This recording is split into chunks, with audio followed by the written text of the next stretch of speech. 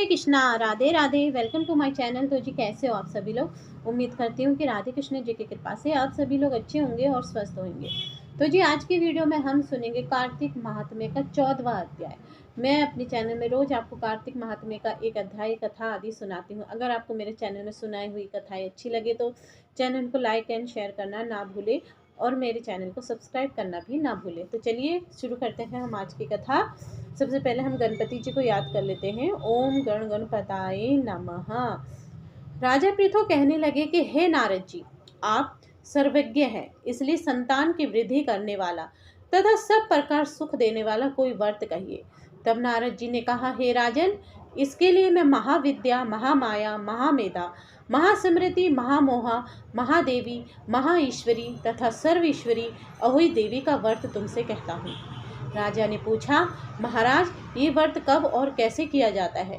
तब ये अहोई देवी कैसे उत्पन्न हुई है? तब नारद जी कहने लगे, एक समय कलयुग में बड़ा भारी दुर्भिक्ष पड़ा तथा महामारी से बहुत सी अकाल मृत्यु हुई। तब सब लोग एकत्रित होकर उस विपत्ति के निवारण का उपाय सोचने लगे। अंत में निश्चय करा, कार्तिक कृष्णा सप्तमी को सबने व्रत रखा। व्रत करते समय सायकाल चामुंडा देवी हाथ में मुंड लिए प्रकट हुई और कहने लगी कि हम रुद्र सहित विहार करने के लिए यहाँ पर आ गए हैं, परंतु सारे संसार में पाप छाया हुआ है। ब्राह्मण, वेदहीन, क्षत्रिय, असमर्थ तथा वैश्य और शूद्र धर्म रहित हो गए हैं। स्त्रियों ने पतिव्रत धर्म छोड़ दिया है, इसलिए सब लोग अहोई देवी का व्रत करो। कार्तिक कृष्णा सप्तमी तथा अष्टमी को बाल, वृद्ध और रोगियों को छोड़कर सबको ये व्रत करना चाहिए। सारे दिन भोजन ना करके सायकाल अहोई देवी जी की मेरा ही नाम है पूजन करना चाहिए। अपने मकान को गोबर और मिट्टी से लीपे, द्वार पर 4 रंगों काला, पीला, हरा और लाल से मेरी मूर्ति बनावे, अच्छे सुंदर पकवान बनाकर मेरी पूजा करे। तभी एक धीवर की स्त्री कहने लगी कि हे माता, हम नीच लोगों का कर्तव्य भी बतलाइए। तब देवी ने कहा कि तुम लोग मेरे भक्त हो, सो सब लोग मेरा पूजन करके तेरी संतान को पूजेंगे तो उनकी पूजा सफल होगी, अन्यथा नहीं। मेरी पूजा के बाद कुम्हारिन तथा मालिन की पूजा होगी। ऐसा कहकर देवी अंतर्धान हो गई। नारद जी कहने लगे कि हे राजन, इस प्रकार देवी के कथा अनुसार सबने व्रत और पूजन किया तो सबके संकट दूर हो गए और सारा संसार सुखी हो गया। राजा पृथु ने श्री नारद जी से पूछा कि हे मुने, कार्तिक मास तथा एकादशी तिथि सबसे उत्तम क्यों मानी गई है?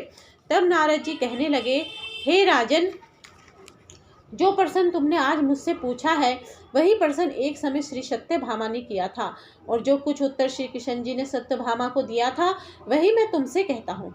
एक समय श्री सत्यभामा जी ने श्री कृष्ण जी से पूछा कि भगवान, जब सभी मास और तिथियां बराबर है तब उनमें से कार्तिक मास व एकादशी तिथि उत्तम क्यों मानी गई है? तब श्री कृष्ण ने कहा, हे प्रिय, समंदर का पुत्र शंख नाम वाला एक दैत्य था। वे दैत्य इतना बलवान था कि उसने इंद्र आदि से देवताओं को स्वर्ग से निकालकर उनका स्थान स्वयं ले लिया। सब लोग उसके डर के मारे अपने बाल बच्चों सहित पर्वतों के कंदराओं में चले गए। तब उस दैत्य ने सोचा कि मैंने देवताओं का स्थान तो ले लिया, लेकिन वे जीते नहीं गए। सो ऐसा प्रतीत होता है कि देवता वेद मंत्रों से ही बलवान है, इसलिए मंत्रों सहित वेदों को हर ले जाऊं। जब उसने ऐसा विचार किया तो वेद डर के मारे समुद्र में चले गए।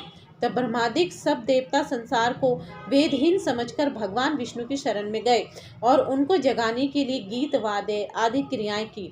भगवान के जागने पर नंबर 1 आवाहन, नंबर 2 आसान, नंबर 3 पाठ, नंबर 4 अर्घ्य, नंबर 5 आचमन, नंबर 6 स्नान, नंबर 7 वस्त्र, नंबर 8 यज्ञोपवीत, नंबर 9 चंदन, नंबर 10 पुष्प, 11वां धूप, 12वां दीप और 13वां नैवेद्य और 14 पान और 15 प्रदक्षिणा और 16वां नमस्कार। इन सब सामग्रियों से भगवान का पूजन किया।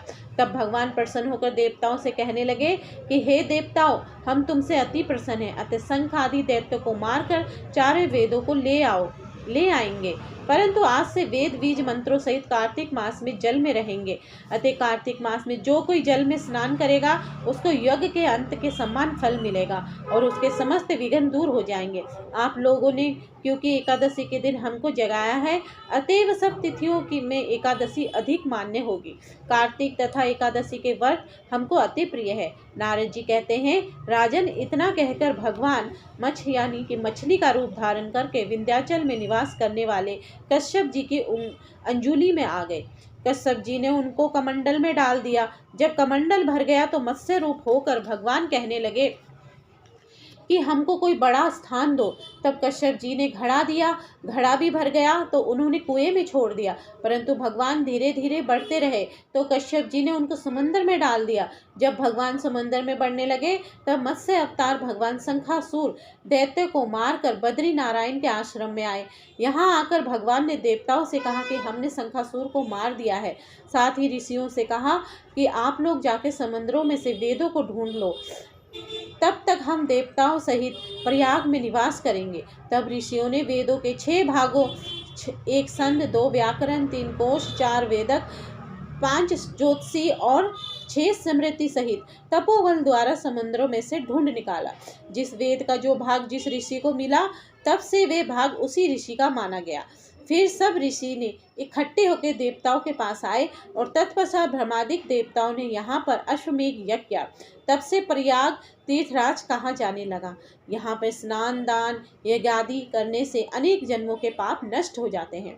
तो जी इसी प्रकार कार्तिक महात्म्य का 14वां अध्याय समाप्त हुआ। तो जी आज की वीडियो में बस इतना ही। अगर आपको आज की वीडियो अच्छी लगे तो वीडियो को लाइक एंड शेयर करना ना भूले। हरे कृष्णा, राधे राधे।